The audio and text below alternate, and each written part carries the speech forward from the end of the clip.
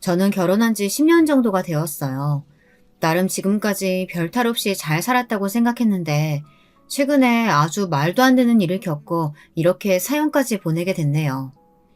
여러분은 믿고 존경하던 사람에게 뒤통수를 맞아본 적 있으세요? 제가 최근에 딱 그런 일을 당했습니다. 얼마나 말이 안 되는지 여러분이 한번 들어보시고 제가 얼마나 기가 막히고 원통할지 공감해 주세요. 저는 아들만 둘인 집안의 둘째 며느리입니다. 남편과는 연애 결혼을 했어요. 대학교에서 오랫동안 사무직으로 일하면서 남편과는 오다 가다 만났었는데 사람이 참 여유롭고 차분한 게 저와는 많이 다른 사람인 것 같더라고요. 남편과 같이 밥도 몇 번 먹고 술도 마셔보니 은근 저와 잘 맞았습니다. 제가 평소 여성적인 거랑은 굉장히 거리가 먼 사람이에요. 집에서도 직장에서도 어디를 가나 왜 이렇게 덤벙거리냐, 정신없자라는 말을 많이 들었습니다. 어릴 때부터 부모님이나 선생님들에게 이런저런 잔소리를 하도 듣다 보니 나이가 들수록 면역이 생겨 이제는 웬만한 말로는 상처도 받지 않았습니다. 세상 사람들이 너무 완벽하면 재미없잖아요. 저처럼 조금 부족한 사람도 있어야죠. 조금 부족해도 저는 언제나 긍정적이고 겸손하게 살았어요. 남편은 저의 그런 점이 좋았대요.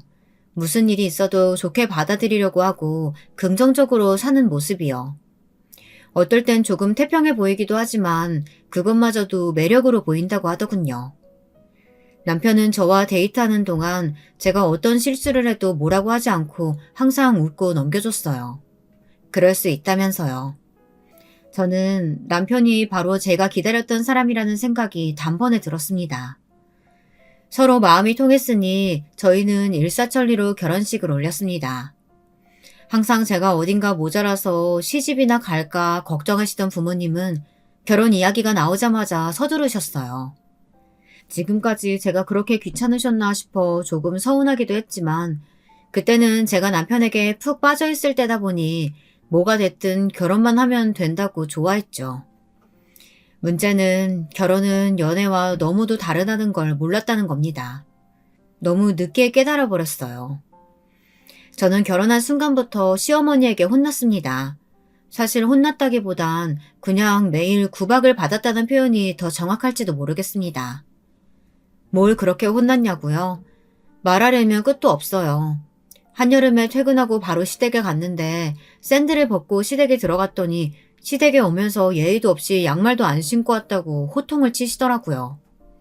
그뿐만이 아니었어요. 항상 제가 산 물건은 마음에 들어하지 않으셨습니다. 과일을 사가면 먹지도 않는 싼 거를 사왔네. 지나가다 예뻐서 옷이나 화장품을 사가면 돈을 허투루 쓴다면서 그래서 언제 돈을 모으겠냐고 하셨어요. 어머님도 참 사다 드릴 때마다 그렇게 뭐라고 하시면 저 다음부터는 정말 아무것도 안 사올 거예요. 뭐야? 네가 애초에 내 마음에 쏙 드는 걸 사면 되잖아.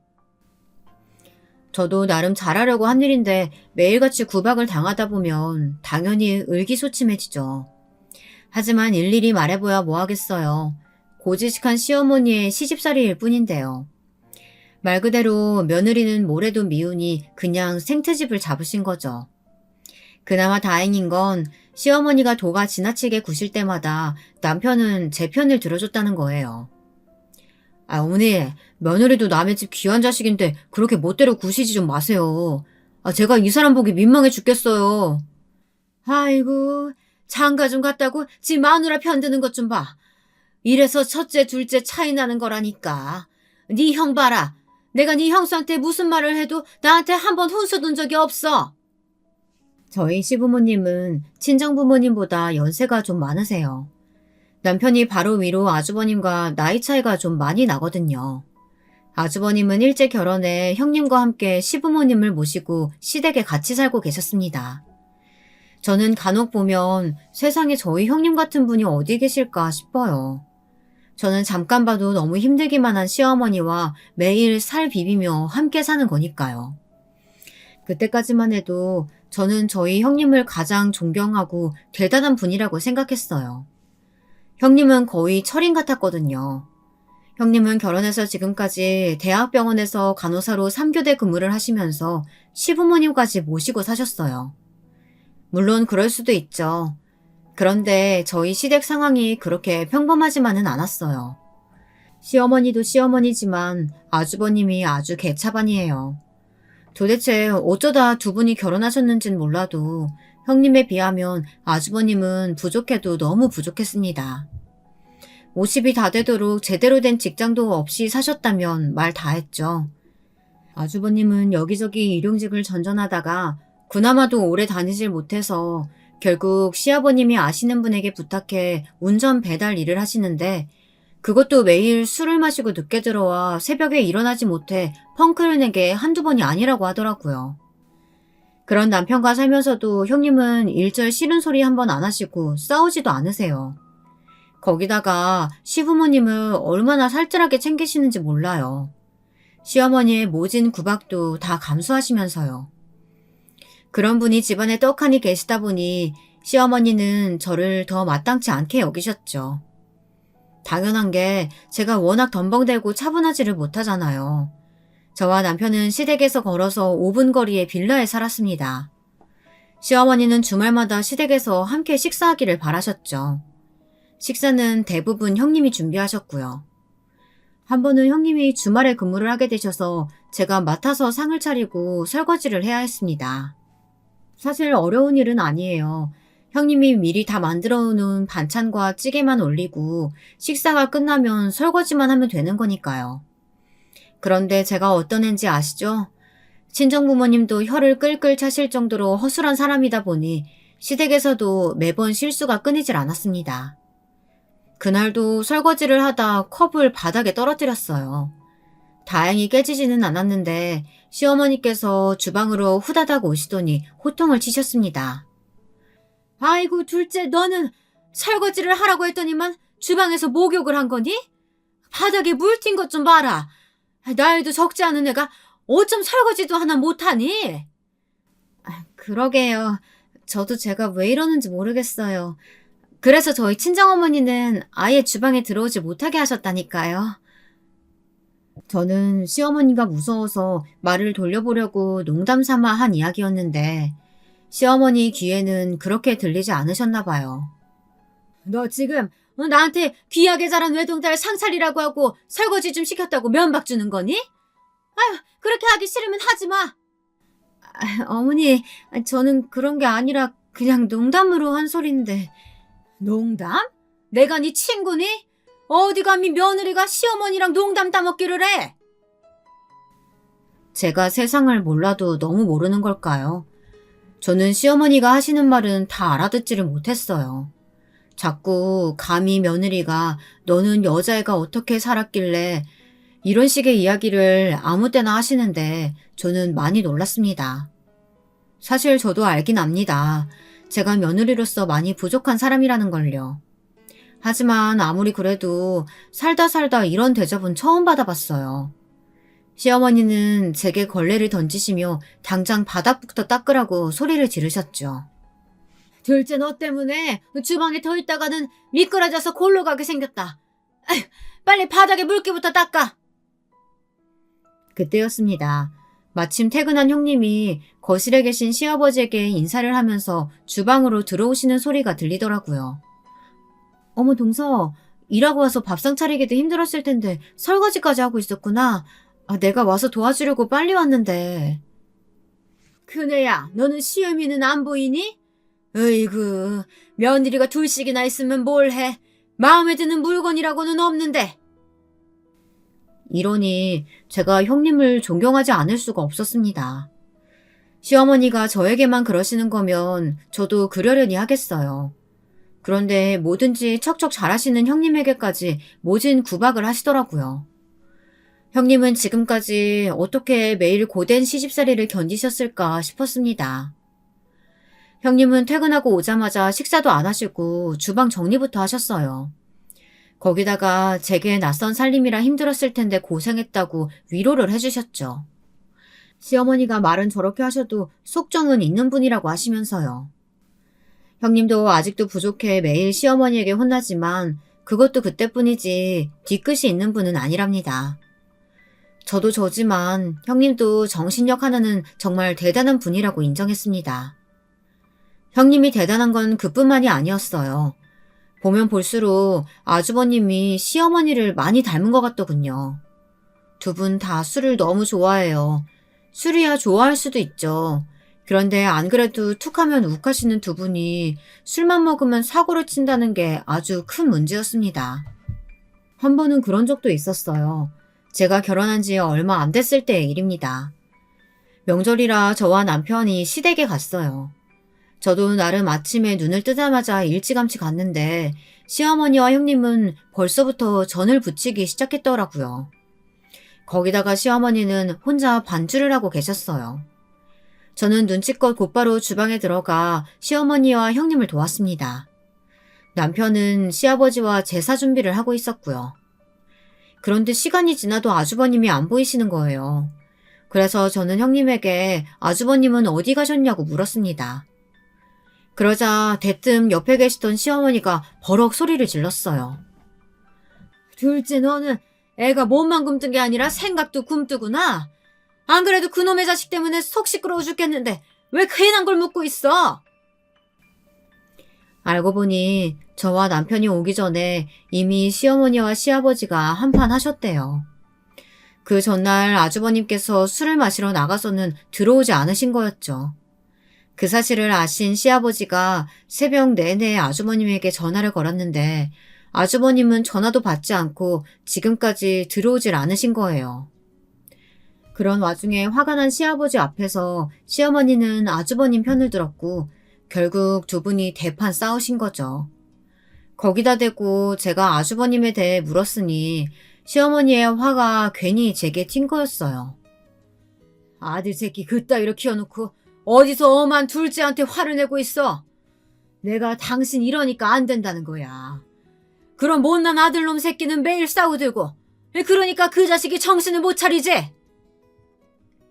저는 결혼한 지 얼마 안 돼서 잘 몰랐지만 아주버님께서 술만 드시면 외박하시는 일이 자주 있는 일인가 보더군요. 저는 제가 괜한 말을 꺼냈나 싶어 눈치를 보며 조용히 이를 거들었습니다. 그때였습니다. 현관문이 열리는 소리가 들리더니 술에 잔뜩 취한 아주버님의 목소리가 거실에 울렸어요. 그리고는 곧바로 시끌벅적한 소리가 들리더군요. 저는 아주버님이 손님이라도 데려오신 건가 싶어 제가 제일 먼저 주방을 나섰습니다. 그런데 제 눈앞에 믿을 수 없는 광경이 펼쳐져 있었어요. 글쎄 아주버님께서 웬 여자들을 양쪽에 끼고 집에 들어왔더라고요. 어깨며 가슴이 훤히 드러나는 홀복을 입은 여자들을 데리고요. 너 이 자식! 네가 드디어 미쳤구나! 시아버지는 그 모습을 보자마자 뒷골이 당기시는지 뒷덜미를 잡으셨어요. 아버지, 명절이라고 집에서 전이나 부치고 제사 지내면 뭐해요? 오랜만에 가족끼리 다 모였으면 재밌게 놀아야죠. 야, 너희들 뭐하고 있어? 빨리 주방에 가서 술 가지고 와. 재수씨, 우리 같이 춤추고 노래도 부를까요? 아주버님은 완전 술에 취해 정신을 못 차렸어요. 몸도 제대로 못 가누면서 저에게 같이 춤을 추자며 제 앞에서 몸을 흔들더라고요. 형, 이게 뭐 하는 짓이야? 도대체 술을 얼마나 먹은 거야?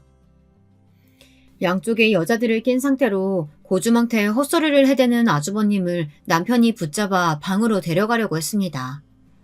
그런데 그때 시아버지께서 아주버님에게 달려들어 뺨을 찰싹 소리나게 갈기셨어요. 내가 어쩌다가 너 같은 자식을 장남이라고 낳았는지 모르겠다. 지금 당장 이 집에서 나가! 당신 미쳤어? 그렇다고 애를 왜 때려? 너희들 뭐하고 있니? 얼른 우리 집 장남 데리고 들어가. 시어머니는 저런 짓까지 하는 아들이 꼴의 장남이라고 싸고 돌았습니다. 남편은 곧바로 아주버님을 데리고 방에 들어갔고 아버님은 답답하다는 듯 가슴을 치셨어요. 시어머니는 거실에 서 있는 술집 여자들더러 당장 집에서 나가라고 소리치셨습니다. 가관인 건 그 여자들이 시어머니에게 돈을 요구했다는 겁니다. 여기까지 따라오면 아주버님이 돈을 주겠다고 했다네요. 저희 시어머니가 어떤 분입니까? 절대 돈을 주실 리가 없었죠. 그러자 여자들은 이런 경우가 어디 있냐면서 길길이 날뛰었습니다. 그때였어요. 아주버님이 그날리를 피워도 내내 주방에 계시던 형님이 그제야 거실로 나왔습니다. 그러고는 아주버님이 얼마 준다고 했냐고 여자들에게 묻더니 지갑에서 돈을 꺼내주고 돌려보냈습니다. 너는 왜 저런 년들한테 돈을 줘? 돈이 썩어나니? 그럼 어떡해요. 돈 안 주면 안 나간다는데. 저 여자들하고 같이 앉아서 술이라도 먹어요? 너 남편이 집에 술집 년들 좀 데려왔다고 지금 내 앞에서 큰 소리 치는 거야? 그만 안 해? 집안 꼴 아주 잘 돌아간다. 잘 돌아가. 시아버지의 호통에 형님은 아무 일 없다는 듯 주방으로 돌아가 다시 전을 부쳤어요. 아무리 차분하고 어른스러운 형님이라도 어떻게 이런 상황에 저렇게 차분할 수가 있나 싶더군요. 형님은 오히려 제게 사과했어요. 못 볼 꼴을 보였다면서요. 저는 괜찮으시냐고 제가 마저 할 테니 좀 들어가서 쉬시라고 했습니다. 동서는 어릴 때 부모님 곁에서 곱게 자라 이런 일 낯설지? 난 동서랑 달라. 이런 일 정도는 아무렇지도 않아. 저는 형님 말에 저도 모르게 순간 어깨가 움찔거렸어요. 형님의 눈빛이 평소 형님 같지 않았거든요. 뭐랄까, 형님의 말이 단호하면서도 어딘가 쎄한 느낌이 들었어요. 그런 형님을 보고 남편은 강단이 있어서 그런 거라고 하더군요. 남편 말이 형님은 어려서부터 찢어지게 가난한 집에 장녀로 자라 집안의 가장으로 컸대요. 공부도 잘했다는데 집안 형편상 공부를 오래 할 수 없어 취업이 잘 되는 간호대학을 갔대요. 그때부터 하루 종일 병원에서 일하며 버는 족족 집안에 가져다 준 거였죠. 더군다나 형님네 부모님은 가난하기만 한 게 아니라 굉장히 무책임한 분들이셨대요. 돈이 없으면 여기저기 돈을 빌려 쓰기만 하고 갚지 않아 집안에 항상 빚이 있었답니다. 갑자기 빚쟁이들이 찾아와 돈 내놓으라고 하면 형님은 있는 돈 다 털어 갚기를 반복해야 할 정도였대요. 거기서 끝이 아니었습니다. 더 충격적인 사실이 남아있었어요. 남편에게 형님에게 대해 듣는 내내 저는 궁금증이 하나 생겼습니다. 어릴 때부터 평생 고생만 하신 형님이 왜 하필이면 아주버님 같은 남자를 만나 결혼했을까 궁금하더군요. 그런데 알고 보니 형님과 아주버님은 어쩔 수 없이 결혼하신 거였어요. 형님네 친정 부모님께서 저희 시부모님에게 빚을 지셨대요. 두 집안은 오래전부터 한 동네에 살며 알던 사이였답니다. 아주버님이랑 형님이 아주 어렸을 때부터 부모님들끼리 이미 알고 지내셨던 거죠. 저희 시아버지가 40년 넘게 공인중개사로 일하셨어요. 형님 된 부모님께서 시아버지 부동산에서 거래를 자주 하셨나 봐요. 형편이 좋지 않아 이사를 자주 다녀서 시아버지는 형님네 집에 대해 쏙쏙들이 다 알고 계셨던 거죠. 그러다 한 번은 무슨 사정인지 보증금까지 다 깔고 집을 못 구해 발을 동동 구르는 형님네를 시아버지께서 도와주셨답니다. 시아버지께서 돈을 빌려주셨대요. 형편이 좋지 않았던 형님네 부모님은 당연히 빚을 갚지 못했어요.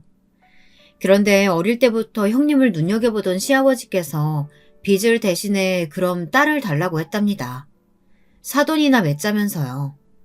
시작은 농담이었지만 형님네 부모님께서는 농담으로 여기지 않았습니다.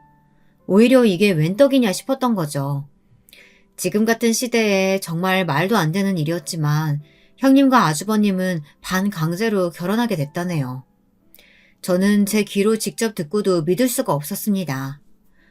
아무리 그래도 아버님이 너무하신 거 아니야?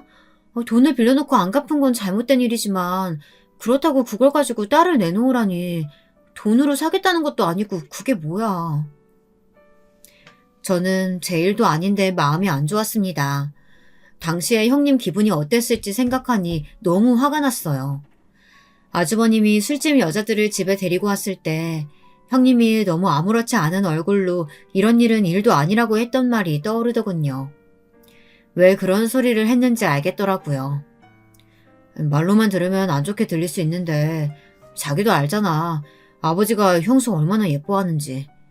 그리고 형수도 가난한 친정에서 평생 호구로 사는 것보다야 우리 집 며느리로 사는 게 훨씬 낫지. 그거야 자기 생각이지. 딱 보면 몰라? 아버님이야 아주버님이 집안에 사고 뭉치니까 그렇게 해서라도 장가 보내려고 하신 거잖아. 거기다 시아버지만 잘해주시면 뭘 해. 어머님 시집살이가 장난이 아닌데. 물론 남편 말이 다 틀린 건 아니라고 생각해요. 언제 끝날지 모르는 가난 속에서 일만 하는 것보다야 시댁이라는 든든한 울타리 안에 있는 게 낫기는 하죠. 하지만 아무리 그래도 개차반 같은 남편의 지독한 시어머니까지 감수하면서 사는 건 쉽지 않을 것 같았습니다. 그래도 우리 아버지가 아들들보다 형수를 더 예뻐하잖아. 저번에 형수 생일 때 아버지가 형수한테 현금으로 300만 원이나 주셨다니까? 가방 사라고. 그러니까 자기도 우리 아버지한테 잘해. 남편은 농담으로 넘겼지만 저는 형님이 걱정됐습니다. 평소에도 형님 표정이 어두워 보이는 게 항상 신경이 쓰였었는데 남편 이야기를 다 듣고 나니 이해가 됐어요. 사랑도 없이 부모님들의 성화에 못 이겨 한 결혼인데다가 남편이며 시어머니가 정상은 아니니까요. 불행한 결혼 생활이 그깟 돈으로 극복이 될까 싶기도 하다가도 한편으로는 극복이 될 수도 있겠다는 생각이 들었어요. 사실 저희 시아버지께서 재산이 많긴 많거든요. 현재 형님네와 함께 사는 5층짜리 건물도 시아버지 건물인데다가 이 동네에만 알게 모르게 시아버지 건물이 몇 개 있다고 들었어요. 평생 부동산을 해오신 분이기 때문에 땅이나 건물에도 투자를 많이 하셨거든요. 저는 진심으로 궁금해서 간혹 남편에게 물었어요. 시아버지가 가진 재산이 어느 정도 되냐고요. 그런데 남편도 전혀 모른답니다. 시아버지가 얼마나 철저하게 숨기시는지 자식은커녕 시어머니에게조차 다 이야기하지 않으셨대요. 관리도 본인이 다 하시고 시어머니에게는 달마다 생활비만 주신답니다. 저도 결혼 생활 몇 년 해보니 시댁의 분위기를 얼추 알게 됐습니다. 제 생각이 맞았어요. 시아버지는 형님이 얌전하고 참해서 예뻐하시는 것도 맞았지만 친정이 가난하다는 게 가장 마음에 드셨던 것 같아요. 제가 그걸 어떻게 알았냐고요? 시어머니가 저도 많이 괴롭히셨지만 형님에게는 좀 심하다 싶을 정도로 하실 때가 있었어요. 너희 친정은 도대체 언제까지 그러고 산다니? 이번에는 아예 월세도 안 보냈더라? 어머니가 바쁘셔서 깜빡하셨나 봐요. 제가 지금 바로 먼저 보내드릴게요. 간호사 월급 얼마나 된다고 네 부모 월세까지 내주니? 너 우리 같은 시댁도 없다? 세상에 사돈네한테 월세집까지 내주는 시댁이 어딨어? 우리가 보살이지 보살. 알고 보니 형님네 부모님께서 시아버지가 가지고 계신 빌라에 월세로 살고 있더라고요. 그만해. 그깟 돈 몇 푼 가지고 그런 소리 하고 있어. 그네 너 신경 쓸 거 없다. 이래서 내가 월세 내지 말고 그냥 살라고 한 건데 괜한 자존심은. 그네 네가 부모님께 말씀드려라. 다음 달부터는 월세 보내지 말라고. 저도 있는 자리에서 저런 소리까지 꼭 하셔야 하나라는 생각이 들 정도로 저는 민망했습니다. 거기다가 시아버지는 한술 더 뜨시더군요. 이놈은 또 술 먹고 아직도 안 들어온 거야? 큰애 너는 다른 거 신경 쓰지 말고 남편 단속이나 좀 하라니까. 그게 그렇게 힘드냐? 시아버지는 친정 부모님 돈 이야기를 하고서는 곧바로 아주버님을 좀 챙기라고 하시더군요.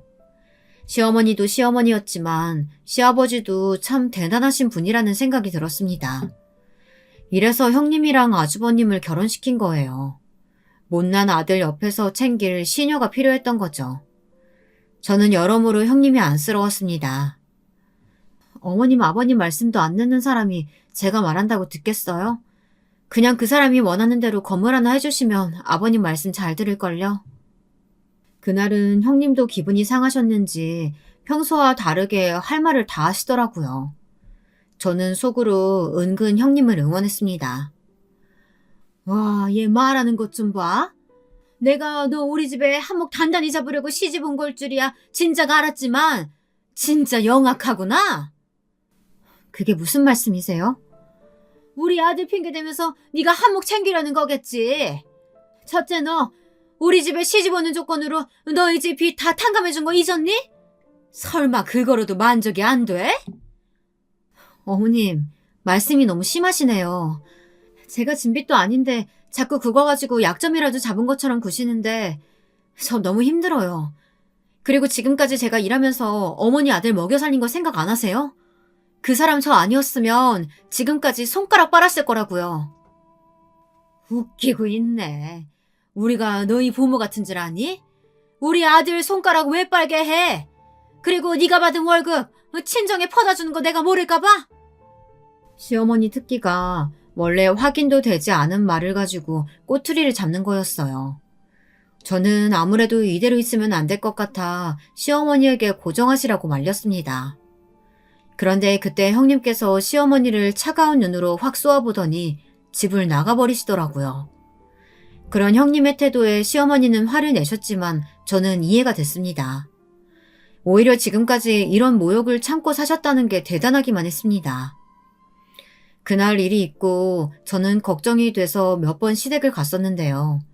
다행히도 전과 특별히 달라진 건 없어 보였어요. 오히려 전보다 형님과 시아버지 사이가 더 좋아 보이더라고요. 제가 갔을 때 시아버지가 식사도 안 하시고 입맛이 없다며 방에 들어가 버리셨어요. 그러자 형님이 자리에서 일어나 과일과 떡을 데워 따로 시아버지에게 가져다 드리더라고요. 저는 역시 형님이다 싶었습니다. 그런데 얼마 뒤 믿기지 않는 일이 벌어졌습니다. 갑자기 시어머니가 사라지셨어요. 아니, 집을 나가셨습니다. 믿기지 않았지만 시아버지 말씀이 시어머니께서 상간남이 있었대요. 그래서 얼마 전 갔을 때 시아버지는 식사도 못 하실 정도로 컨디션이 좋지 않았던 거예요. 시어머니의 불륜 사실을 가장 먼저 한 건 형님이었습니다. 형님이 시어머니 핸드폰에서 이상한 걸 발견했답니다. 핸드폰에 저장되지 않은 모르는 번호와 여러 번 전화통화를 하고 주고받은 메시지까지 있었대요. 아무래도 메시지 내용이 이상했던 형님은 시어머니를 미행했답니다. 그런데 시어머니께서 불륜을 저지르고 있었던 게 맞대요. 그 남자와 서로 손도 잡고 스킨십도 하는 모습까지 똑똑히 봤답니다. 그 일에 대해 형님이 시어머니를 추궁했더니 시어머니께서 집을 나가버렸대요. 저는 믿기지 않았습니다. 시어머니가 물론 좋은 분은 아니었지만 아무리 그래도 금이야 오기야 하는 아들들을 두고 고작 남자 때문에 집을 나갈 뿐이라는 생각이 들지는 않았거든요. 하지만 형님 말이다 보니 안 믿을 수가 없었어요. 형님이 절대 거짓말을 할 분은 아니니까요. 내가 이럴 줄 알았어. 그 망할 놈의 옆에 내가 결국은 날 배신할 줄 알았다고. 시어머니 일로 시아버지는 충격이 크셨던 것 같아요. 여전히 식사도 잘 못하시고 정신도 온전치 않으셨어요. 꼭 정신줄을 놓은 사람처럼 하루 종일 멍한 얼굴로 창밖만 보고 계시다가 갑자기 눈물을 펑펑 쏟으시기도 했어요. 저와 남편 그리고 형님까지 걱정이 이만저만이 아니었습니다. 그런데 아주버님은 아직도 정신을 못 차리고 이상한 소리를 하셨어요. 고민할 게 뭐 있어? 다 늙어서 남자한테 미쳐서 집 나간 엄마 걱정해봐야 뭐해. 돈 가지고 도망갔으니까 당연히 신고부터 해야지. 시어머니가 사라지시고 시아버지 통장도 같이 사라졌어요. 시어머니가 가져갔다는 증거는 없었지만 멀쩡히 있던 통장이 그맘때 사라졌으니 시어머니가 가지고 집을 나간 거라 저희 모두 확신했습니다. 통장에 있는 돈이래 봐야 몇 천만 원인데 그거 가지고 엄마를 경찰에 신고해? 못할 건 또 뭐야? 어디 할 짓이 없어서 할머니가 바람을 피우기를. 그때까지도 저희는 시어머니가 정말 상간남과 집을 나갔나 보다 했어요. 시아버지도 형님도 너무 확실하게 얘기했으니까요. 사실 솔직하게 말하자면 저도 평소 시어머니를 별로 좋아하지도 신용하지도 않다 보니 들리는 대로 믿었던 것 같아요. 거기다가 정말 이상했던 건 형님이었어요. 갑자기 형님이 일을 그만뒀습니다. 조카가 태어났을 때도 학교에 들어갔을 때도 형님은 꼭 수간호사가 되겠다며 일을 그만두지 않았대요. 그런데 시어머니가 집을 나가자마자 일을 그만뒀어요. 저는 아무래도 형님에게 제가 모르는 일이 있는 건 아닌가 싶어 걱정됐습니다. 그래서 여러 번 물었어요. 무슨 일이 있는 건 아니냐고요. 혹시 제가 도울 일이 있다면 돕겠다고도 했습니다. 그런데 형님 말이 시아버지가 아무래도 걱정돼서 형님이라도 곁에 있어드려야 할 것 같다고 하더라고요. 저는 티는 내지 않았지만 사실 많이 놀랐어요. 형님과 시아버지의 사이가 좋다는 건 예전부터 알고 있었지만 형님이 이 정도로 깊게 생각하고 계실지는 몰랐거든요. 자신의 생활까지 다 내려놓으면서까지요. 그러던 어느 날이었습니다. 그날은 제가 퇴근하고 오는 길에 과일을 너무 많이 사서 형님네랑 나눠 먹을까 싶어 전해드리려고 잠깐 시댁에 들렸습니다. 그런데 현관 앞에 아주버님이 서서 주변을 두리번거리고 계시더라고요. 저는 무슨 일인가 싶어 아주버님에게 왜 나와 계시냐고 물었습니다. 재수씨, 혹시 오는 길에 와이프랑 아버지 못 봤어요? 분명 금방 나간 것 같은데. 어디로 사라졌는지를 모르겠네. 아주버님은 뜬금없이 형님과 시아버지를 찾으셨습니다. 제가 오는 길에 보지 못했다고 하자 아주버님께선 갑자기 땅바닥을 발로 쿵 차며 소리를 지르더라고요. 아이, 미치겠네. 도대체 매일 밤 둘이 어디 가는 거야? 아주버님 말에 놀라 저는 그게 무슨 말이냐고 물었습니다. 그러자 돌아오는 아주버님의 말이 아주 기가 찼습니다. 글쎄 형님께서 일을 그만두시고 난 이후 집안에 이상한 일이 한두 가지가 아니랍니다. 분명한 건 형님이 시아버지랑 자꾸만 어디론가 사라진대요. 처음엔 저녁에 함께 산책 다녀온다며 하루 이틀 나가더니 요즘은 밤낮 할 것 없이 수시로 둘이 나가 한참이 지나서야 온답니다. 시아버지는 집에 들어오자마자 피곤하다며 방에 들어가 주무셨고 형님은 아주버님이 어딜 갔다 왔냐고 물어도 별 대답이 없었대요. 그냥 시아버지께서 자꾸 소화가 안 된다고 하셔서 산책을 다녀왔다고만 한대요. 저는 형님이 뭐하러 거짓말을 하시겠냐고 했어요. 그럴 이유가 뭐가 있냐고요. 그러자 아주버님은 그냥 넘어갈 일이 아니랍니다. 분명 두 사람 사이에 우리가 모르는 비밀이 있다고요. 거기다가 시아버님이 요즘 너무 이상해지셨대요. 매일 방에만 계시면서 나오지도 않고 가끔 보면 한 얘기 또 하고 또 하고를 반복하신답니다. 저는 아주버님이 이상한 소리 하시는 거라고 생각했어요. 만약 정말로 시아버님에게 무슨 일이 있는 거라면 형님이 제게 말하지 않았을 리가 없으니까요. 아주버님 또 술 드셨어요? 형님이 매일 아버님 모시고 산책 다녀오시면 고맙다고 해야죠. 의심하시면 돼요. 저는 아주버님이 또 술에 취해 술주정하는구나 싶었습니다. 도대체 형님 같은 며느리가 어디 있다고 복에 겨운 줄도 모르고 저러나 싶어서요. 내 얘기가 믿기지 않으면 재수씨가 내일부터 집에 와서 한번 확인해봐요. 매일 밤에 둘이 사라진다니까요. 아주버님이 자신을 믿어달라며 저렇게까지 흥분한 모습은 저도 처음이라 신경이 쓰이긴 했습니다. 저는 집에 돌아가 남편과 상의했어요. 그런데 역시나 남편도 아주버님을 믿지 못했습니다. 안 그래도 요즘 아버지 상태 안 좋아서 형수가 혼자 아버지 돌보느라 고생하는데 형은 왜 아직도 정신을 못 차리는 거야? 그럴 시간에 형수나 좀 도와주지. 남편은 형님에게 미안하다면서 앞으로는 우리가 조금 더 시아버지를 챙기자고 하더군요. 정작 자신도 아들인데 형님만 너무 믿고 있었다고요. 듣고 보니 남편 말이 맞았어요. 형님께서 평생 열심히 해온 병원 일까지 그만두고 시아버지를 돌보고 계신데 저희도 가만히 있을 수는 없었습니다. 첫째고 둘째고 다 같은 자식이고 며느리인데 저도 시아버지를 좀 챙겨드려야겠다 싶었습니다. 저는 퇴근길마다 시댁에 자주 들렸어요. 없는 솜씨지만 반찬도 해서 가져다 드리고 시아버지가 좋아하시는 과일이란 간식도 사서 자주 들렸습니다. 그런데 아주버님 말이 맞았어요.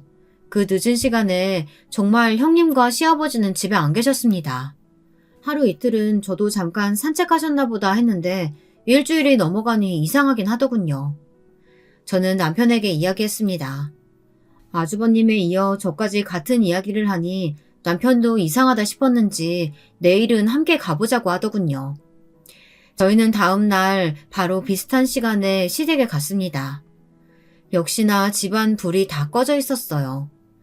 남편과 저는 이상해서 곧바로 아주버님과 형님에게 전화를 걸었어요.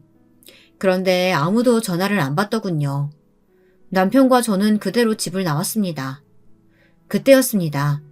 계단 아래쪽에서 익숙한 목소리가 들렸어요. 뭔가 아이처럼 웅얼거리는 소리 같긴 했지만 분명 시아버지의 목소리였습니다. 저와 남편은 놀라 소리가 나는 쪽으로 따라 내려갔어요. 그런데 누군가 지하실 쪽으로 내려가는 인기척이 났습니다. 아무래도 아버지랑 형수가 지하실에 있는 것 같은데? 지하실? 형님이 아버님이랑 둘이 지하실에 왜 가겠어? 거기서 뭐 할 게 있다고. 저와 남편은 뭔가 불길했습니다. 아주버님 말대로 시아버지와 형님 사이에 뭔가 있다는 느낌이 들었거든요. 저희 두 사람은 세차게 뛰어대는 심장을 부여잡으며 지하실로 향했습니다. 지하실 한편에 작은 창고가 있었는데 그 안에 누가 있는지 살짝 불이 켜진 게 보이더라고요. 저와 남편은 창고로 다가갔습니다. 조심스레 문을 열고 안을 확인했더니 불만 켜져 있고 창고 안에는 아무도 없더군요. 분명 이상했습니다. 시아버지가 지하로 내려가는 걸 분명 봤는데 도대체 어디로 사라졌는지 감쪽같이 안 보이더라고요. 그 순간 이상한 점 하나가 눈에 띄었습니다. 창고 벽에 커다란 책장이 하나 있었어요. 이것저것 낡은 공구들이 아무렇게나 어질러져 있는데 그 옆으로 작은 틈이 보이더라고요. 저는 혹시나 하는 마음에 그 틈에 손을 넣어 당겼습니다. 어머, 이게 뭐야? 저는 직접 제 눈으로 보고도 믿을 수가 없었습니다. 글쎄 책장이 문처럼 열리더라고요. 그리고 그 뒤에 펼쳐진 광경은 정말 경악 그 자체였습니다. 창고 안 비밀의 벽 뒤에는 말도 안 되게 커다란 금고가 있었어요. 그 안에 있는 건 금고뿐이 아니었습니다. 저희가 애타게 찾던 시아버지와 형님이 바로 거기에 있었어요. 저와 남편도 당연히 놀랐지만 저희 두 사람의 등장에 가장 놀란 건 다름 아닌 형님 같았습니다. 동서, 여길 어떻게 찾았어?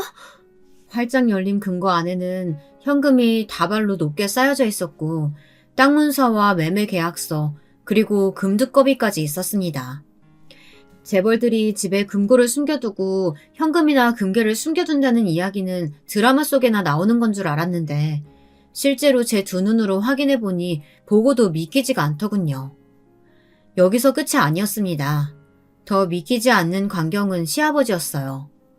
이렇게까지 꽁꽁 자신의 재산을 숨겨둘 정도로 치밀하신 분이 형님에게 금고를 열어주었다는 것도 이상하지만 아버지의 행색 또한 이상했습니다.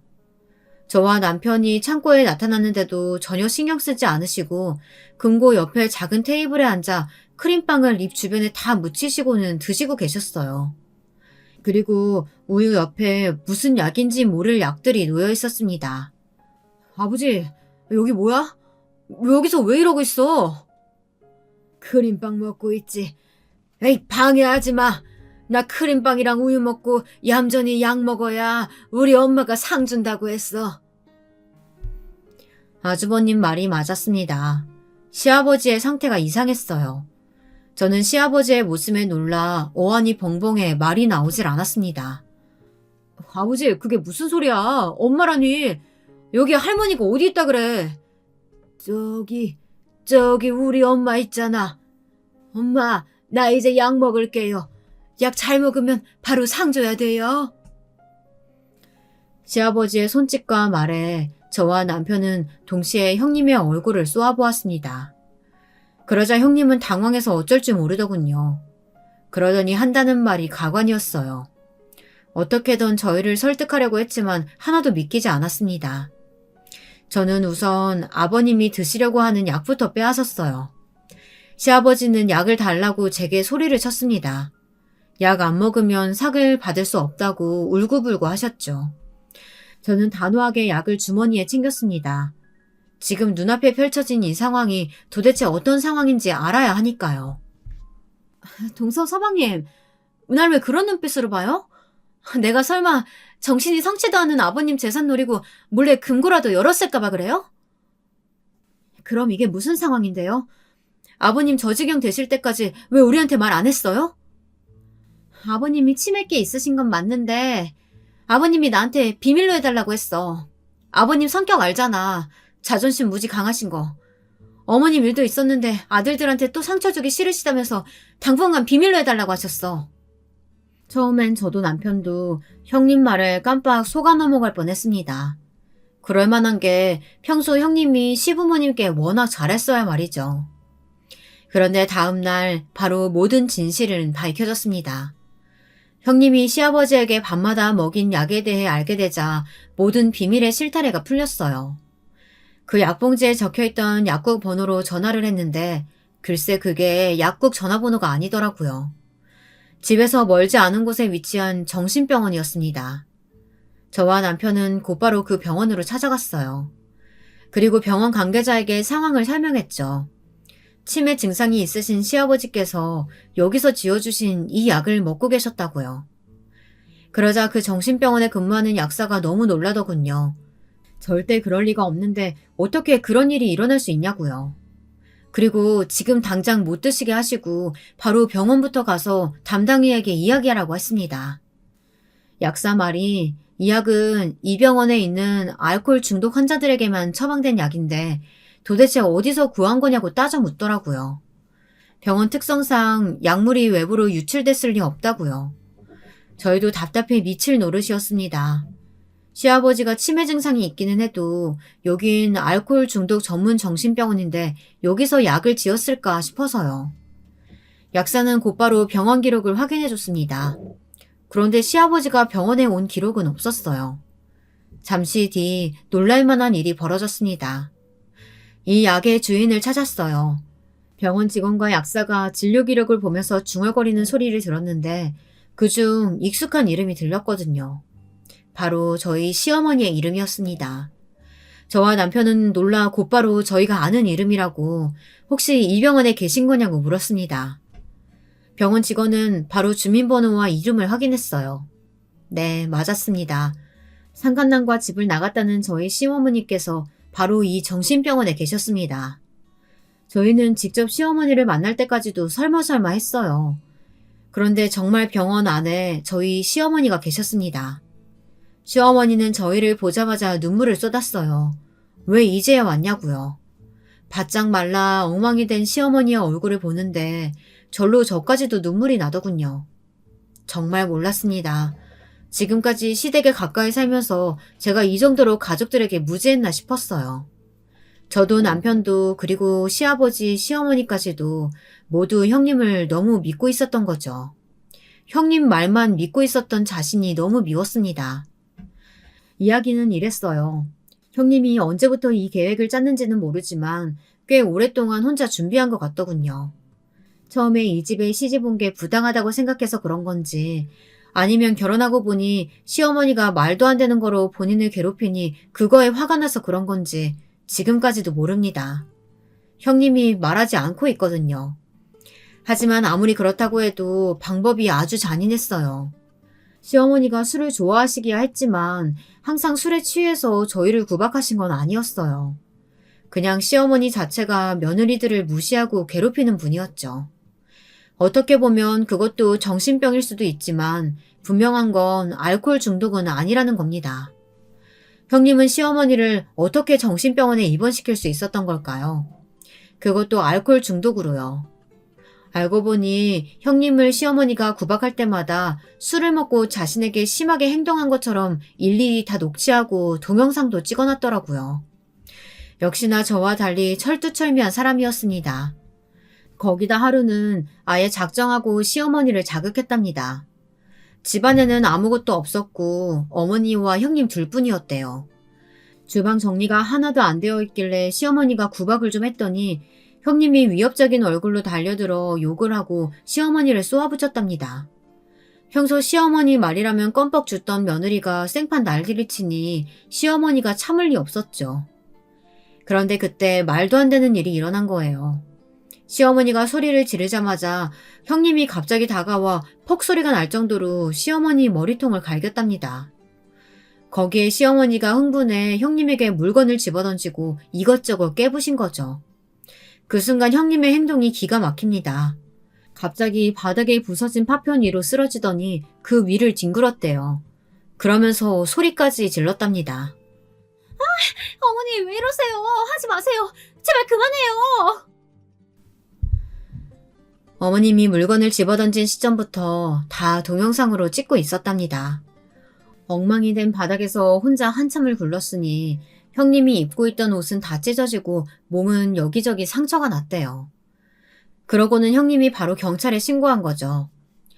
우리 시어머니 평소에도 술만 드시면 저한테 욕하고 때리셨어요. 근데 오늘은 정말 제가 죽을 것 같아서 안 되겠더라고요. 그래서 신고했습니다. 뭐야? 내가 술만 먹으면 너를 때렸다고? 이런 미친년을 봤나? 네가 아주 시어머니를 잡아먹으려고 작정을 했구나. 경찰들은 난장판이 된 현장과 동영상, 그리고 형님의 엉망이 된 몰골을 봤으니 형님의 말을 믿을 수밖에 없었죠. 거기다가 시어머니 성격이 보통이신가요?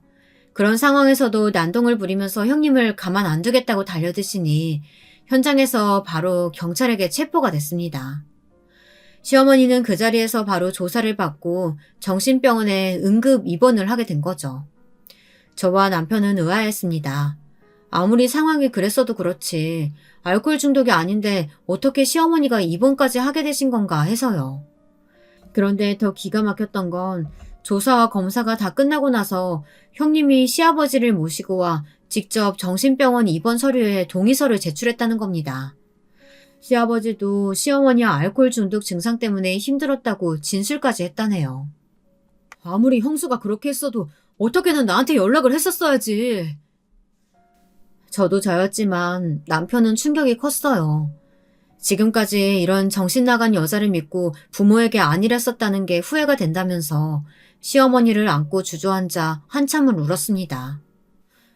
네 형수가 보통 년인 줄 알아? 네 아버지 먹는다는 그 약, 그거 내가 준 거야. 네 형수가 나한테 일주일마다 한 번씩 면회 올 테니까 미리 약 하나씩 빼돌려 놓으라고 했어. 그거 자기한테 달라고. 자기가 시키는 대로 해야 여기서 빼준다고. 세상에 이런 반전이 있을 수 있을까요?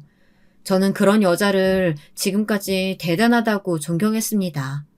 저는 이야기를 들으면 들을수록 믿기지 않아 입이 다물어지지 않더군요.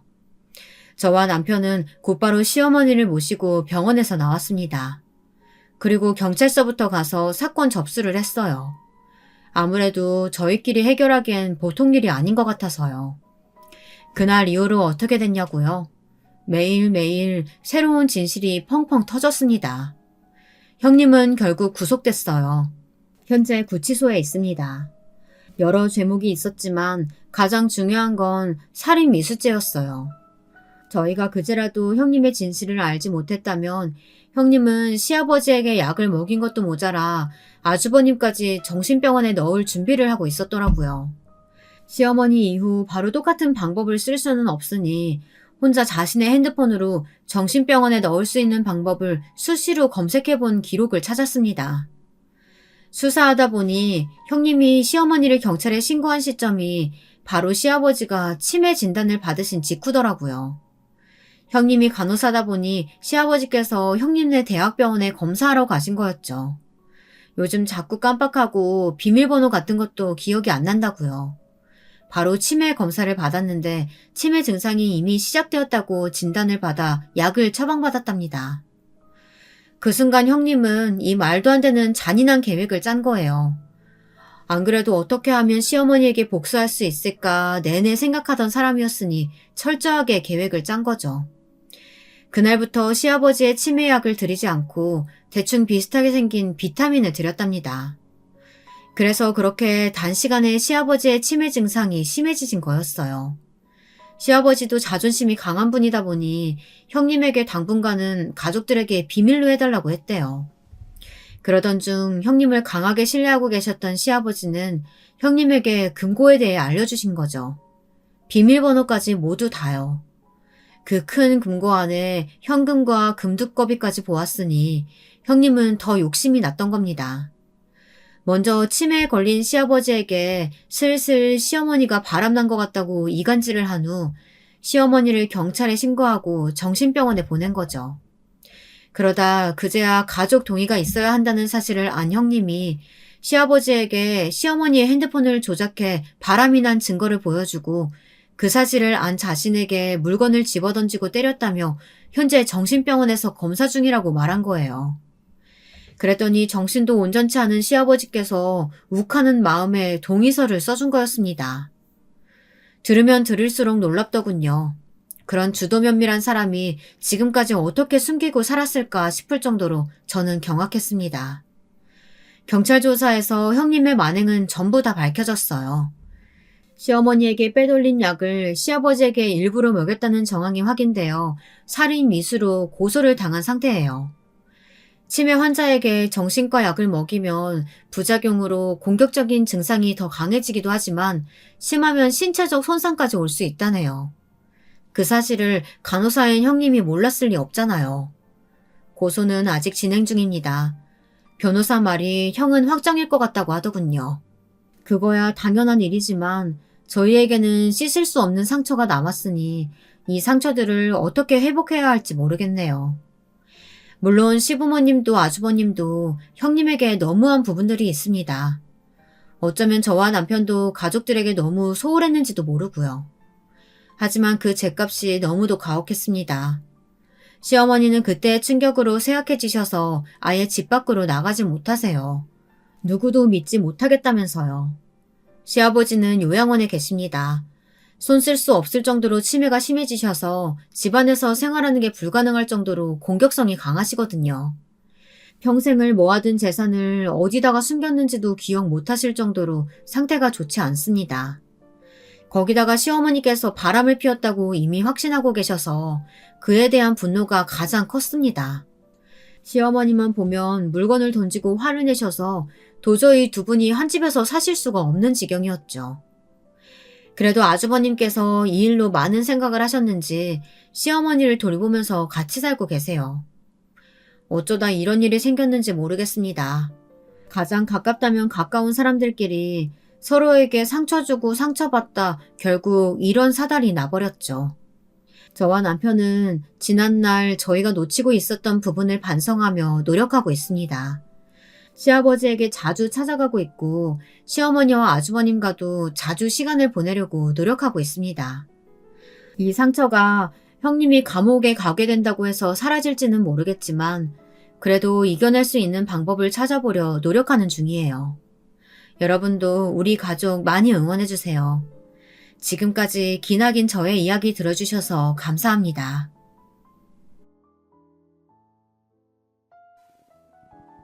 안녕하세요. 저는 청주에 사는 30대 여자입니다.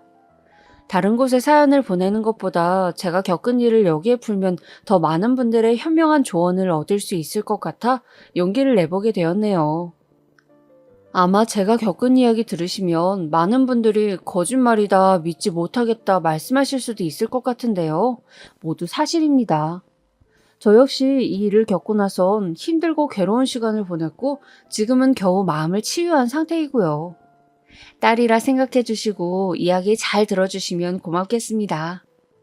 덤으로 좋은 댓글도 남겨주시면 꼼꼼히 읽어보겠습니다. 저희 집은 가난했지만 행복한 집안이었습니다.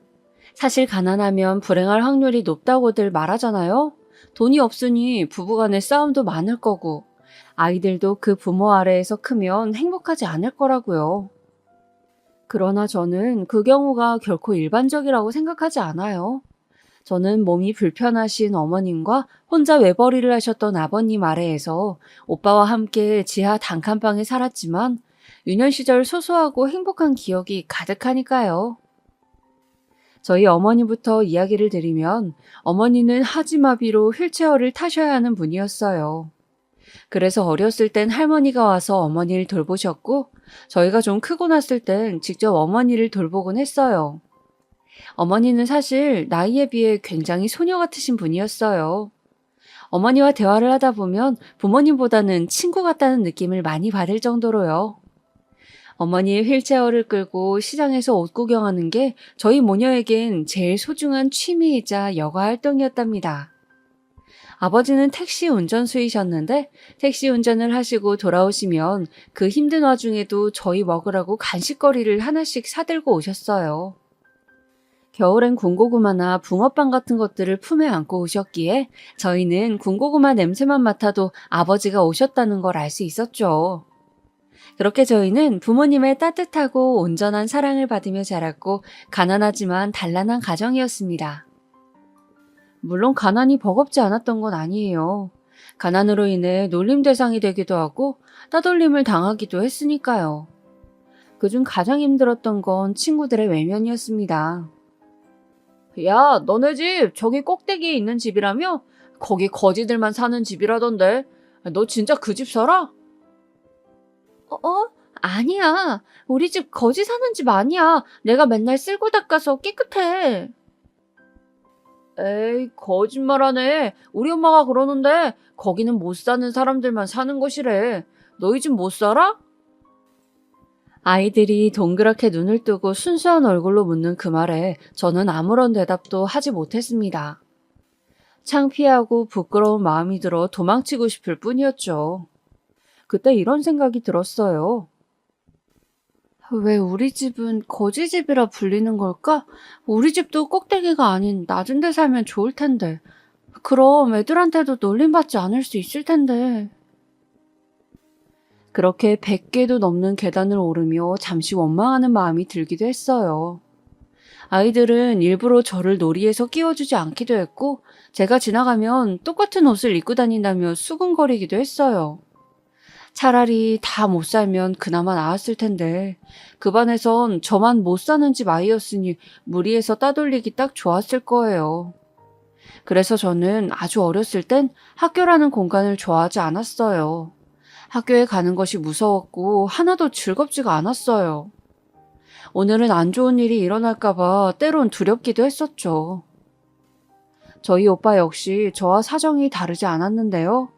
오빠가 만약 축구를 했다면 같이 뛰어놀면서 친구를 만들 수도 있었을 텐데 원체 뛰어노는 걸 별로 좋아하지 않는 성격이라 저처럼 친구 사귀기도 힘들어했어요. 그래서 학교만 갔다 오면 저나 오빠나 표정이 늘 시무룩해 있었죠. 그래도 집에 있다 보면 어머니와 아버지, 할머니의 사랑으로 다시 마음이 보듬어지곤 했어요. 아유, 우리 지혜. 할미가 지혜 좋아하는 전 부쳤으니 먹어봐라. 아, 해봐. 아이, 뜨거워. 뜨거워? 호호 불어줄게. 잘 먹어봐. 옳지. 아이고, 내 새끼 잘 먹네. 할머니, 이거 할머니가 만든 거예요? 맛있다.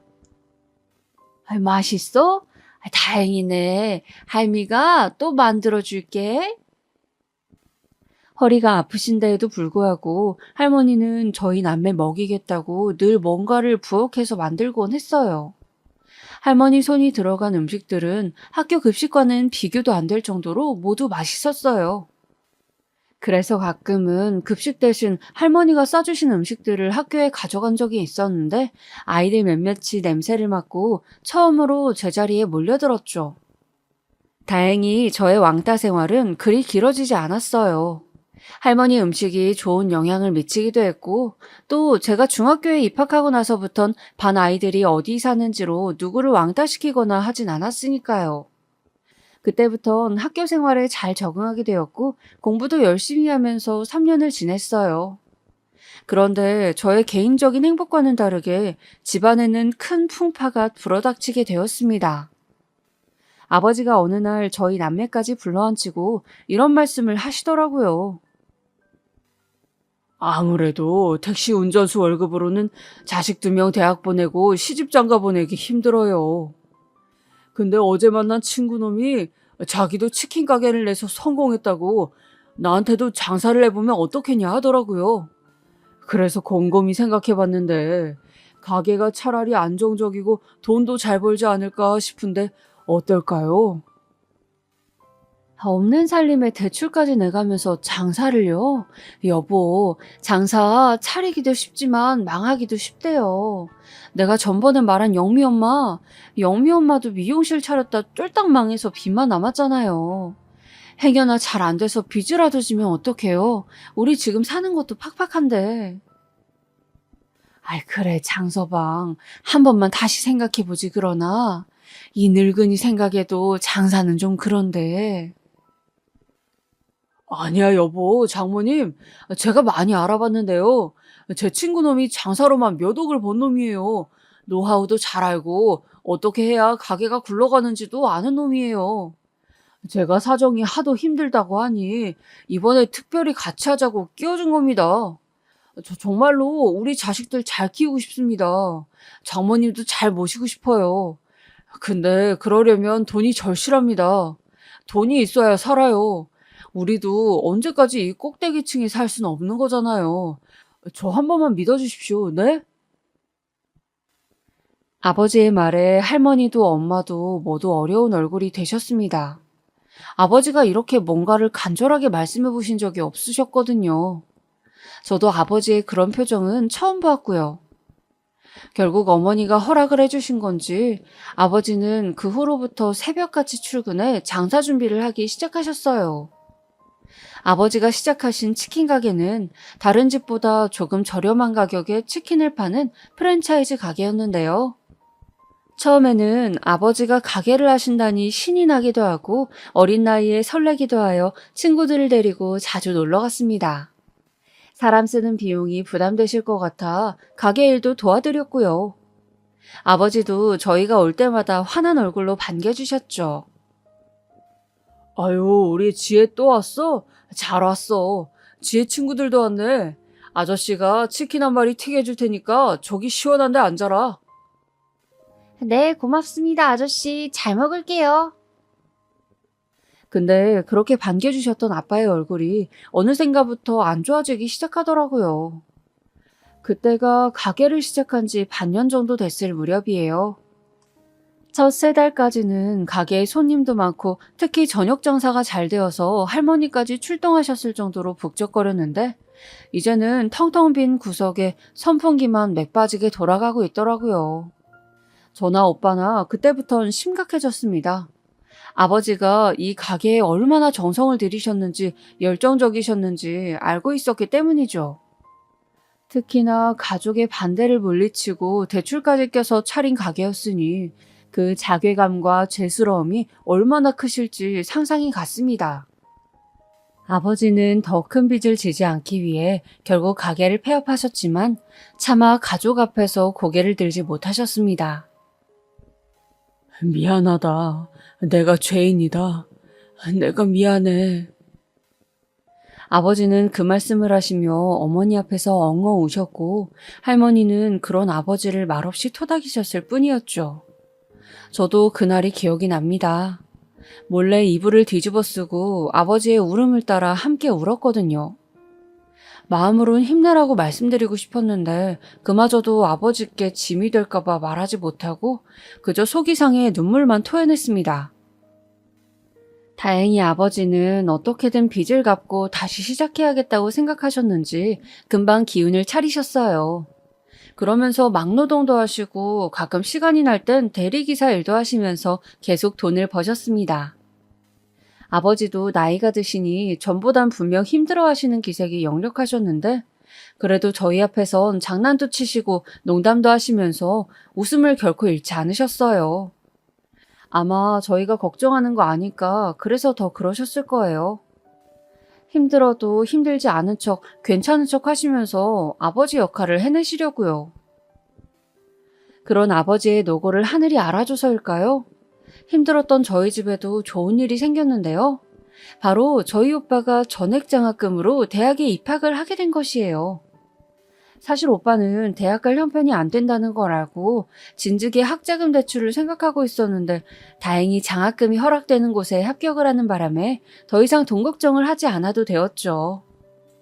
어려서부터 오빠가 곧잘 공부를 하긴 했지만 이 정도일 줄은 몰랐는데 뜻밖의 행운에 가족 모두 놀라서 오랜만에 옥상에서 삼겹살을 구워 먹으며 오빠의 합격을 축하해 주었습니다. 허나 오빠는 걱정이 많아 보였어요. 근데 나 기숙사 생활을 할 거라 집을 떠나야 하는데 괜찮아요? 그럼 녀석아, 괜찮지 그럼. 설마 서울에 있는 대학교를 집에서 통학할 생각이었어? 아니, 그건 아닌데. 그냥 떠나려니까 어머니 돌봐줄 사람도 있어야 하는데 걱정이 되어서요.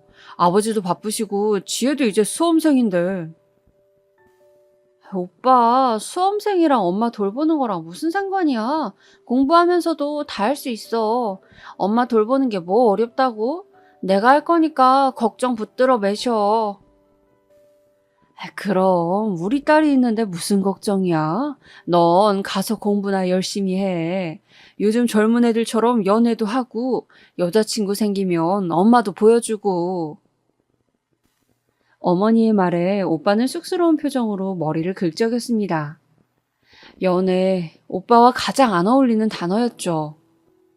공부밖에 모르는 우리 오빠가 연애를 할 날이 올까 저도 궁금해하며 오빠를 그렇게 서울로 보냈습니다.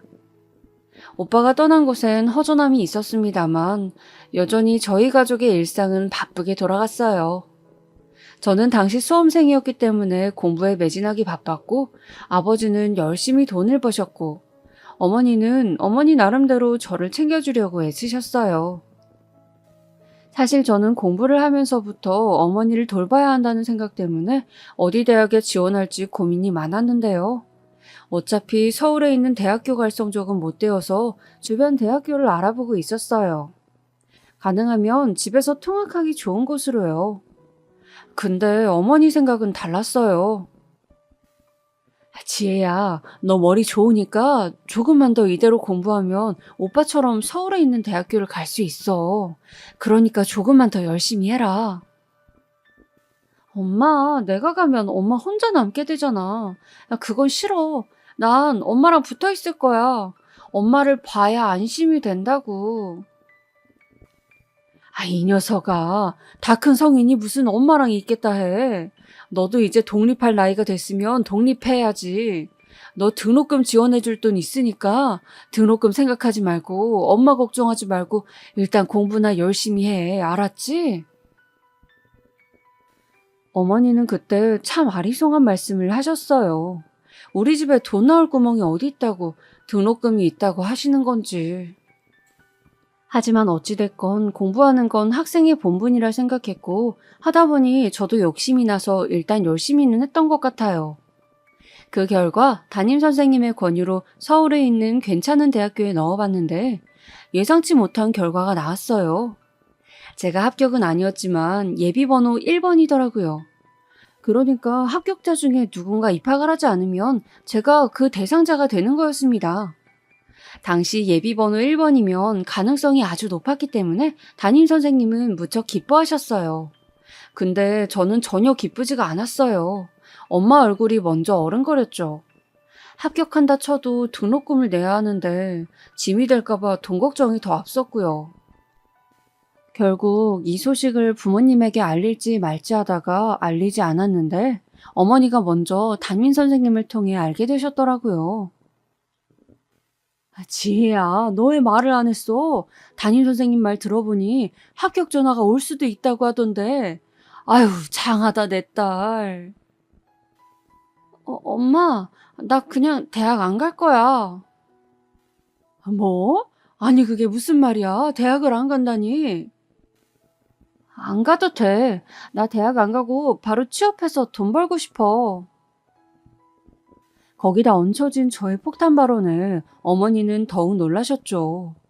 사실 대학이 아닌 바로 취업해야겠다는 생각은 그날 처음 한 것이 아니었어요.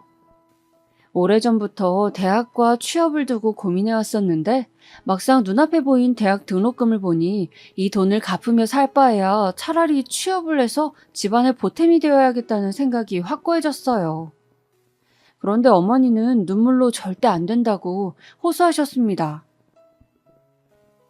내가 널 어떻게 키웠는데 그런 말을 하는 거야. 네가 대학을 안 가겠다는 건 나 때문이라는 건데. 내가 그럼 자식 집이라는 소리밖에 더 되니?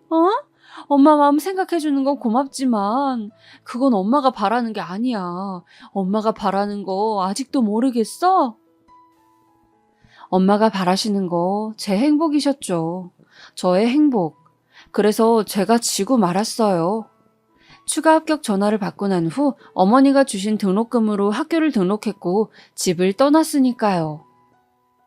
근데 어머니께 이 돈이 어디서 난 건지 궁금해 물어보니 할머니께서 예전부터 저희 대학 가면 주시려고 조금씩 국가에서 나오는 돈을 모아놓으셨다고 하더라고요.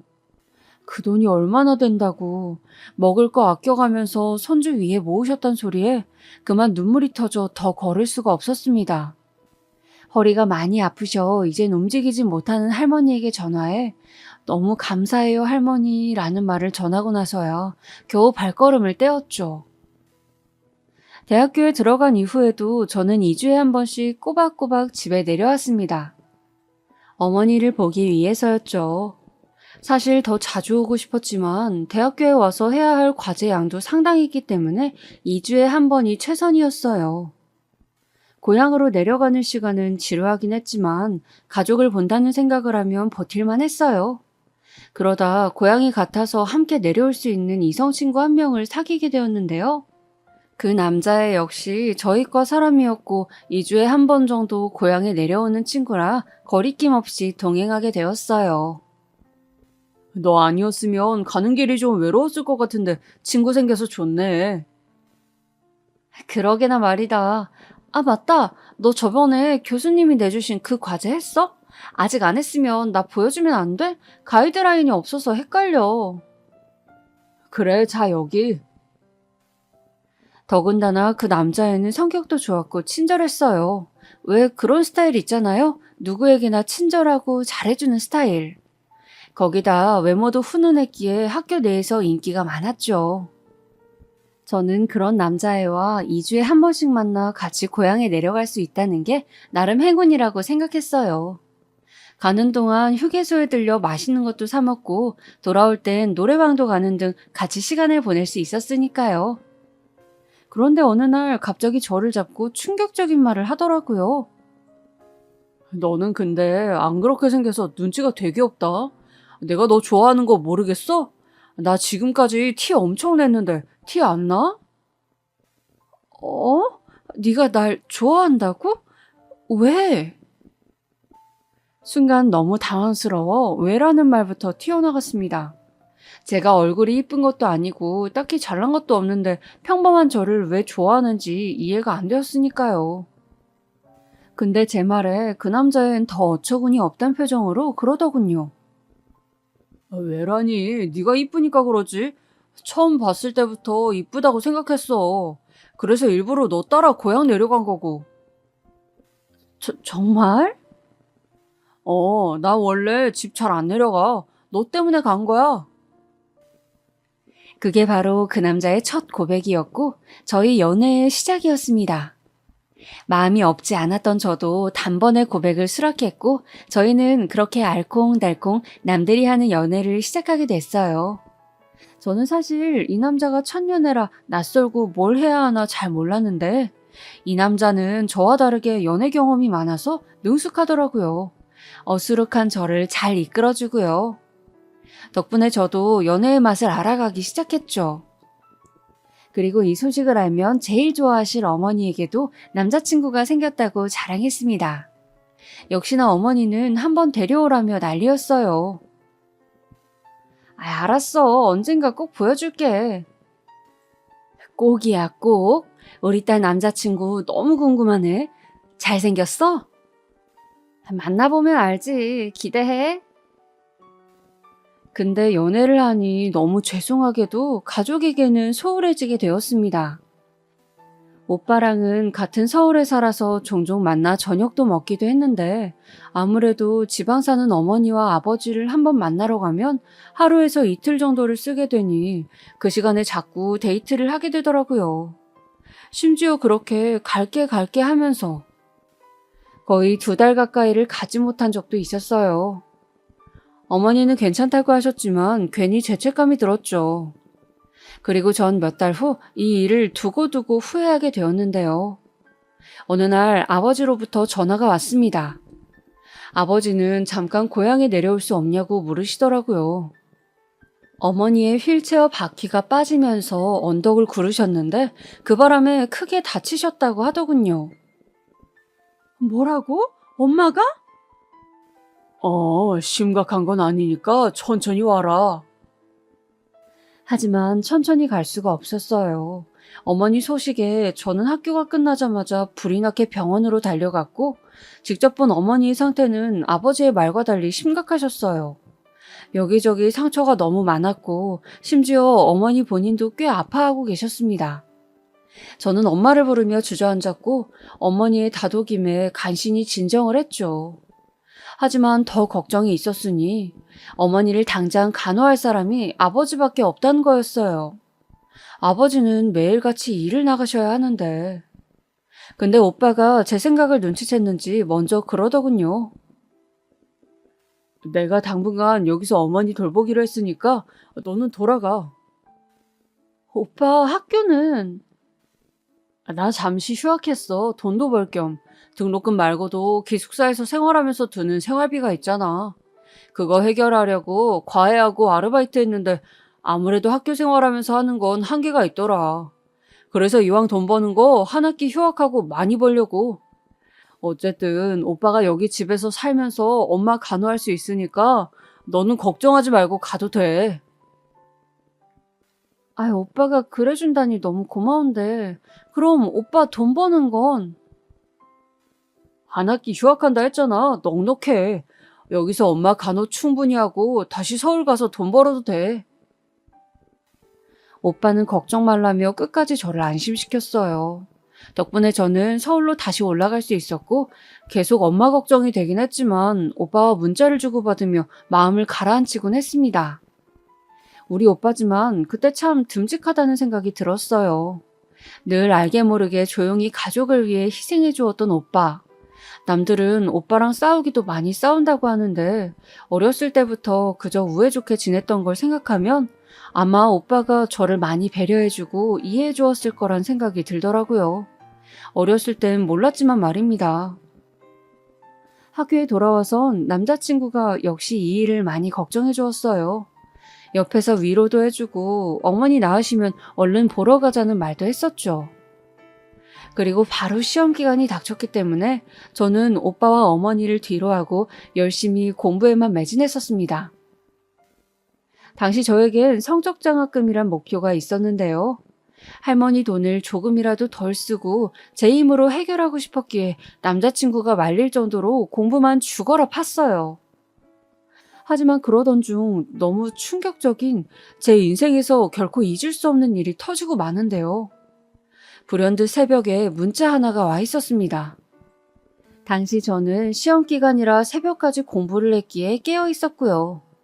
문자의 내용은 이번에도 아버지로부터 온 것이었어요. 지혜야, 오빠가 많이 위급하구나. 이 한마디였습니다. 어머니가 다치셨을 땐 심각한 거 아니라고 하던 아버지께서 위급하다는 말씀을 하셨습니다. 그 순간 거대한 망치로 맞는 듯한 충격이 가해졌어요. 도착했을 땐 오빠는 수술실에 들어가 있었고 어머니와 아버지께선 기도를 하고 계셨어요. 그때 저는 알았습니다. 오빠의 상태가 무척 심각하다는 것을 몸으로 체감했습니다. 아버지는 저를 보자마자 침착하려 애쓰시며 사고를 설명해 주셨어요. 네 오빠가 엄마 휠체어를 끌고 산책 중이었는데 어떤 아이가 빨간불에 횡단보도를 건너려 했나 봐. 근데 마침 버스가 오고 있고 그래서 네 오빠가 아이를 막으려고 혼자 뛰어나가다가 그만 차 바퀴에 다리가 깔렸단다. 그래서 수술 중이란다. 애쓰시려 하는 아버지 목소리엔 떨림이 가득했습니다. 그리고 뒤이어 어머니는 울음을 터뜨리시며 말씀하셨어요. 다 나 때문이다. 내가 산책만 나가지 않았어도 이런 일이 없었을 텐데. 어머니의 울음소리에 머리가 멍해지는 기분이었습니다. 삐 하는 이명이 계속해서 들려왔어요. 오빠의 수술은 꽤나 오래 걸렸습니다. 중환자실에 옮겨지기 전 의사에게 들을 수 있었죠. 오빠의 한쪽 다리를 절단했다는 것을요. 오빠가 영원히 한쪽 다리를 잃은 채로 살아야 한다는 것을요. 마취에서 깨어난 오빠를 처음 맞이한 건 저였습니다. 오빠. 지혜야, 혹시 나 다리가 없니? 다리가 보이질 않아. 저는 그 말에 아무 말도 할 수가 없었어요. 그저 울기만 했고 오빠는 그제야 알아챈 듯 했습니다. 오빠는 망연자실한 얼굴로 자신의 없어진 다리를 바라보았습니다. 제가 오빠라고 부르자 울음을 겨우 삼키는 모습을 보였죠. 그리고 제가 이 소식을 어머니와 아버지에게 전하자 어머니는 오열하셨고 아버지는 그저 고개를 떨구셨습니다. 오빠는 치료 과정 내내 무척 아파했습니다. 다리가 절단되었음에도 불구하고 계속 다리 부근에 통증을 느꼈는데 그 통증이 심한 나머지 진통제를 맞아야 했습니다. 또한 다리가 썩지 않기 위해 하루에 2번 정도까지도 소독을 해야 했는데 비명까지 지르며 아파했어요. 그 모습을 보며 저희 가족은 모두 피눈물 나는 심정으로 같이 고통스러워했습니다. 무엇보다 오빠는 정신적인 트라우마가 생겼는지 우울감에 아무것도 하지 못했습니다. 먹지 못해 뼈밖에 안 남아있는 상황에서도 다리 없이 살아야 한다는 사실을 받아들일 수가 없다며 벽만 쳐다보고 있었어요. 정신과 치료를 받아도 그대로였죠. 오빠 제발 괜찮아. 한쪽 다리로라도 살 수 있어. 이렇게 말하고 싶었지만 오빠에겐 이 위로마저 그저 참혹하게 느껴질 것 같아서 더더욱 말할 수가 없었습니다. 그나마 이런 상황에서 힘이 되어주었던 건 아버지였습니다. 아버지는 장애를 앓으시는 어머니를 겪으시고 이제 또 장애인이 된 아들까지 둔 상황이셨지만 그럼에도 희망을 놓지 않으셨습니다. 가족이 다 같이 아파하는 건 원하지 않는다고 저라도 건강하고 힘내야 한다며 늘 저를 꼭 안아주시곤 했어요. 아마 아버지가 아니었더라면 우리 가족 모두 너무나 힘들어했을 겁니다. 그렇게 오빠가 일반 병실로 옮겨지고 다시 집으로 돌아가기까진 6개월 정도가 걸렸어요. 저는 휴학을 하고 오빠를 계속 집에서 돌보았습니다. 씩씩하고 의젓하던 오빠가 우울증으로 말도 잃고 아무것도 못하는 모습을 계속 지켜볼 수가 없었어요. 그래서 일부러 오빠 옆에서 제잘제잘 말도 걸고 의족차고 걷는 연습도 시키곤 했습니다. 오빠, 오늘 밤 공기가 무지 좋아. 우리 한 번만 걷자, 어? 나가기 싫어. 다리 아파. 그래도 내가 이렇게 부탁하는데 싫어? 한 번만. 오빠를 어떻게든 밖으로 끌어내기 위해 많이 노력했어요. 오빠를 끌어내야지만 오빠가 망가지지 않고 살 수 있을 것 같았어요. 또 의족을 차고 걷는 것에도 꽤 많은 연습이 필요했기에 옆에서 오빠가 넘어질 것 같으면 붙잡아주며 그렇게 오빠와의 시간을 보냈었어요. 이때 아버지와 어머니도 오빠와 함께 하셨습니다. 오빠 잘하고 있어. 조금만 이쪽으로 걸어와봐. 힘들다. 많이 힘들었지? 여기 음료수 마셔봐. 아이고, 잘했다, 우리 아들. 어제보다 훨씬 잘 걷네.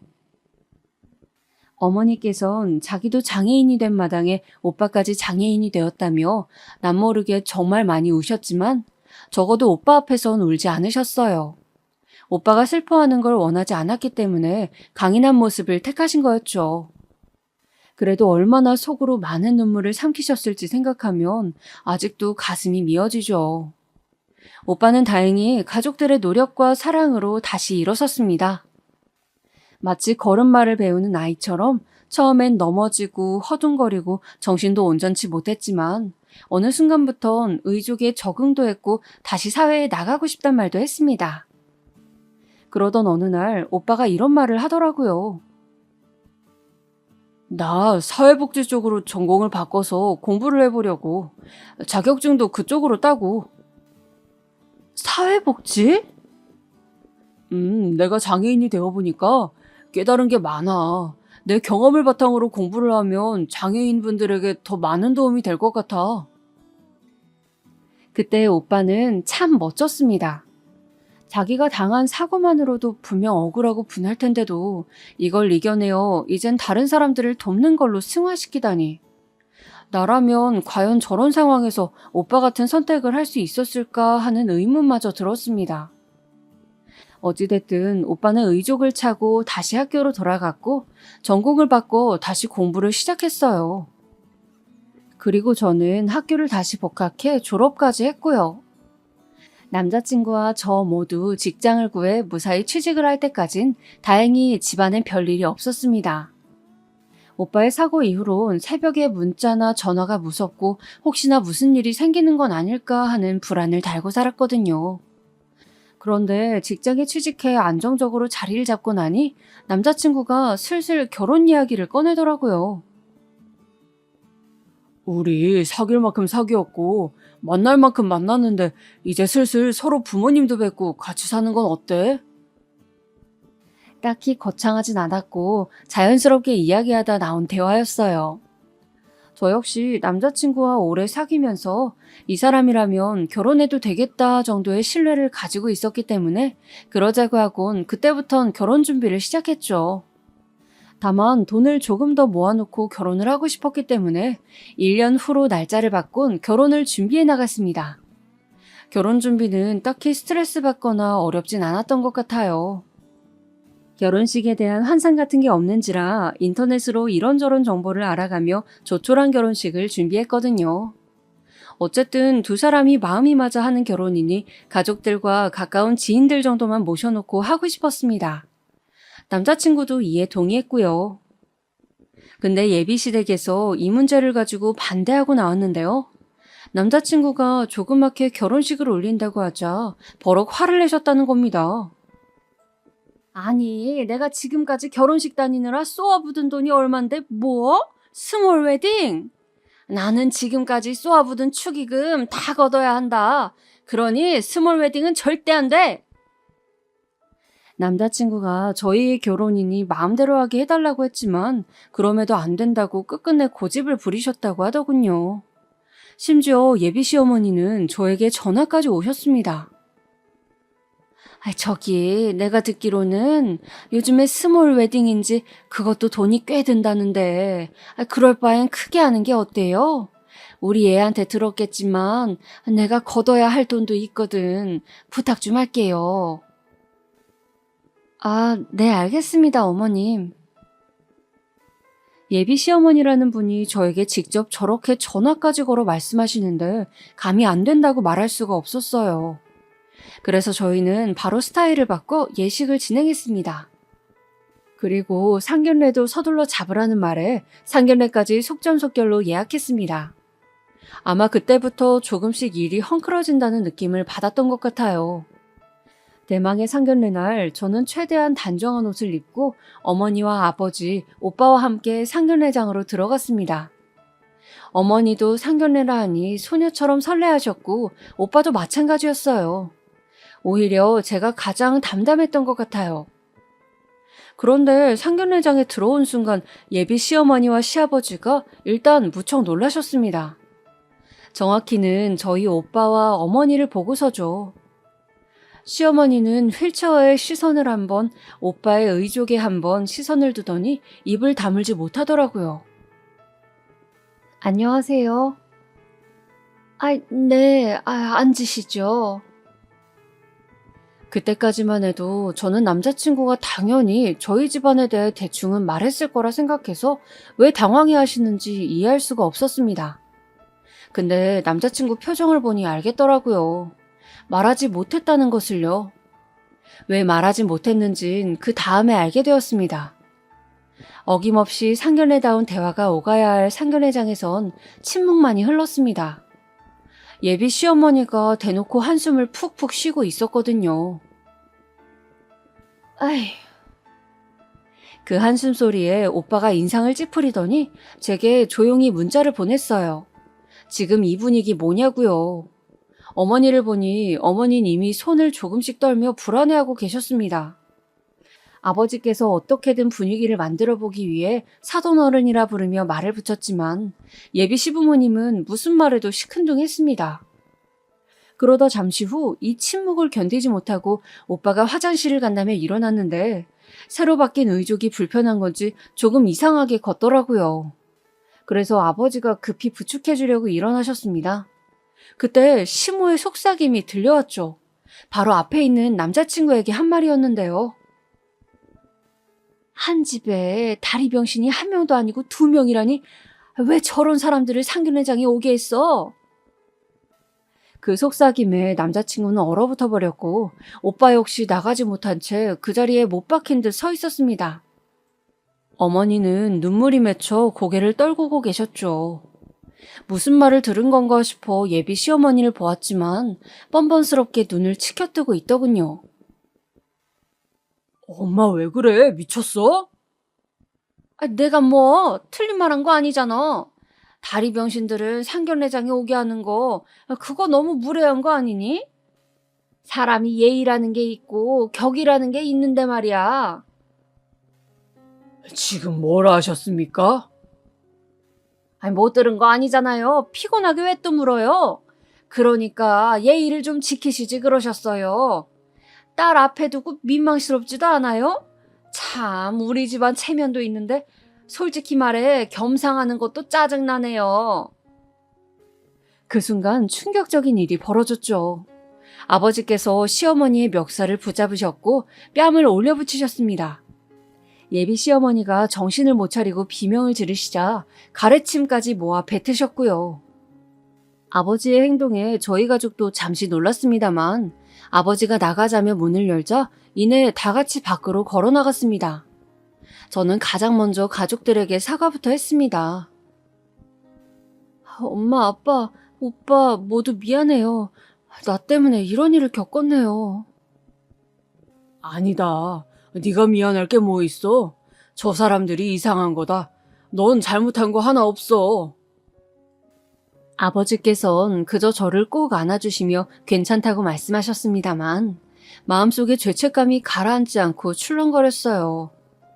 거기다 남자친구는 하루 종일 제게 전화를 하여 만나달라 사정했습니다. 허나 이미 마음이 돌아서 버릴 만큼 돌아선 저는 단도직입적으로 말했어요. 가족과 인연 끊을 자신 없으면 여기서 끝내는 게 맞다고요. 그 말에 남자친구는 아무 말도 못하더라고요. 저 역시 오랜 시간 정들여 사귄 사람인데 이렇게 끝나는 게 아쉽고 안타까웠어요. 하지만 어쩔 수 없더라고요. 그 사람 가족과는 절대 한 가족으로 엮일 수 없었으니까요. 그런데 그 후 예비 시어머니가 될 뻔했던 여자가 저를 찾아왔더라고요. 다시 받아달라면서 말입니다. 이유를 물었더니 자기 아들이 상사병에 걸려 저를 찾고 있는데 가족과 인연이라도 끊을 것 같답니다. 그 말에 대꾸 없이 돌아섰어요.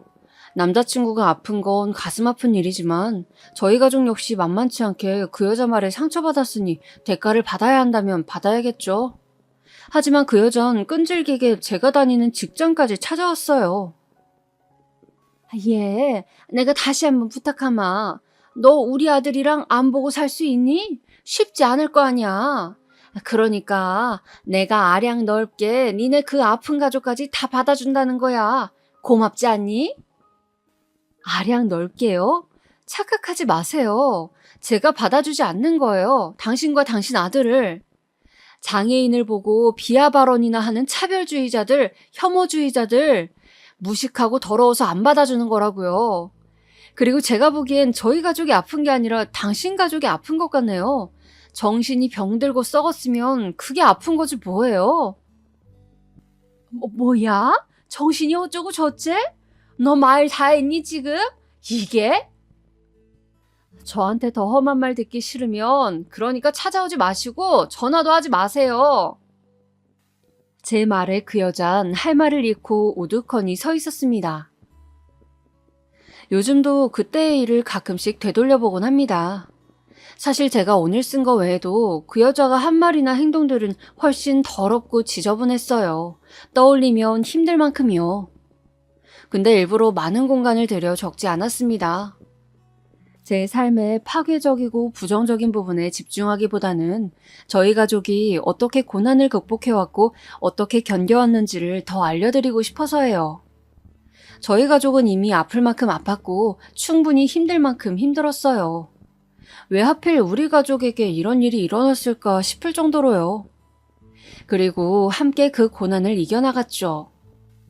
저는 그런 면에서 저희 오빠나 어머니, 아버지 모두 자랑스러워요.